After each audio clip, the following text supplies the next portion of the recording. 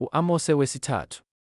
Yizwani leli zwi uJehova alikhulumile ngani bantwana bakwa-Israyeli ngawo wonke umndeni engawukhuphula ezweni laseGibhithe ngokuthi, nginazile nina kuphela emindenini yonke yomhlaba. Ngalokho ngiyakunihambela ngabo bonke ububi benu. Kuhamba ababili kanye. Uma bengavumelananga, ingonyama iyabhodla ehlathini. Ingenampango, ibongo lengonyama liyezwakalisa izwi lalo emphandwini walo. Uma lingabambanga lutho, inyoni iwela ogibeni emhlabathini. Ingenasihibe, ugibe luyaxhuma emhlabathini. Lungabambanga nokubamba, kungabethwa icilongo emzini.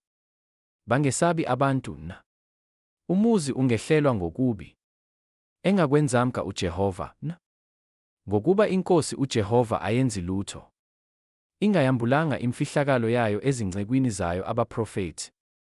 8 Ingonyama ibhongile. Ngubani ongayikwesaba na? iNkosi uJehova ikhulumile. Ngubani ongayikuprofetha na? Zwakalisani ezindlini zamakhosi zase-Ashidodi nasezindlini zamakhosi zasezweni laseGibhithe nithi, buthanani ezintabeni zaseSamariya. Nibone izidumo ezinkulu eziphakathi kwalo, nokucindezelwa okukulo. Ngokuba abakwazi ukwenza okulungileyo, usho uJehova. Babekelela ubudlova nokuphanga ezindlini zabo zamakhosi. Ngalokho isho kanje iNkosi uJehova, ithi, isitha siyakulihaqa izwe. Sehlisekini izinqaba zenu. Ziphangwe izindlu zenu zamakhosi. Usho kanje uJehova, uthi, njengalokhu umalusi ophula emlonyeni wengonyama, imilenze emibili noma ingxenye yendlebe, kanjalo abantwana bakwa-Israyeli bayakophulwa, abahlala eSamariya ezingosini zezihlalo, naphezu kwezingubo zikasilika zemibhede.